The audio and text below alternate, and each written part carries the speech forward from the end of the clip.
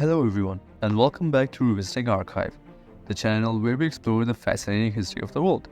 This is the 9th installment in our Portuguese history series, and in this video, we will talk about the Carnation Revolution, a bloodless coup that ended the Estado Novo regime and restored democracy. How did a group of young military officers manage to overthrow a dictatorship that had ruled Portugal for 41 years? Why did the people join the coup and offer carnations to the soldiers? And what were the consequences of the revolution for Portugal and its former colonies? Let's find out.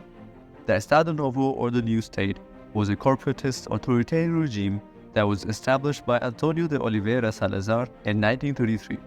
The regime was based on conservative and nationalist principles and suppressed any opposition or dissent. The regime also maintained Portugal's colonial empire and waged a costly and unpopular war against the independence movements in Africa and Asia. The regime was led by Salazar until 1968, when he suffered a stroke and was replaced by Marcelo Caetano, who continued his policies. The Carnation Revolution, or the 25th of April, was a coup that took place on 25th April 1974 in Lisbon and was organized by the Armed Forces Movement, or the MFA, a group of young military officers who opposed the regime and the colonial war. The MFA planned to seize strategic points in the capital, such as the radio and TV stations, the airport and the bridges, and to arrest the government leaders. The coup was initiated by a secret signal, which was the broadcast of the song Grândola, Vila Morena by Zeca Afonso, a band folk singer and activist, on the radio at 12:20 a.m. The song was chosen by the MFA as a symbol for the solidarity and resistance. The coup met with little resistance from the loyalist forces, as most of them surrendered or joined the rebels. The coup also received an unexpected and massive support from the people, who took to the streets to celebrate the end of the dictatorship and to encourage the soldiers.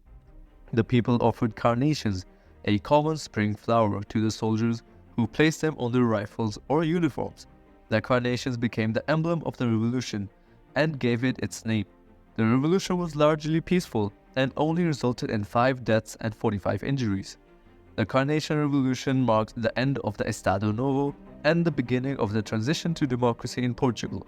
The MFA formed a provisional government, which included representatives of various political parties and movements that had been banned or exiled by this regime. The provisional government abolished censorship, released political prisoners, granted civil liberties, and organized free elections. The provisional government also initiated the process of decolonization and recognized the independence of the former colonies, such as Angola, Mozambique, Guinea-Bissau, Cape Verde, and São Tomé and Príncipe. The decolonization was not smooth and led to conflicts and violence in some cases, such as the Angolan Civil War.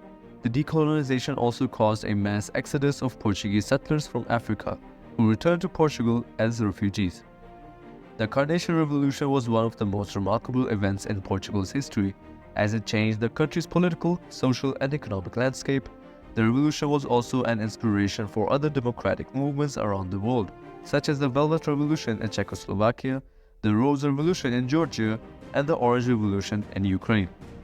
The revolution is celebrated every year on 25th April as a Freedom Day, a national holiday in Portugal. What do you think of the Carnation Revolution and its impact on Portugal and its former colonies? Do you agree or disagree with the actions and goals of the MFA and the people? Let us know in the comments below. Don't forget to like, share, and subscribe to Revisiting Archive. And as always guys, keep revisiting the archive.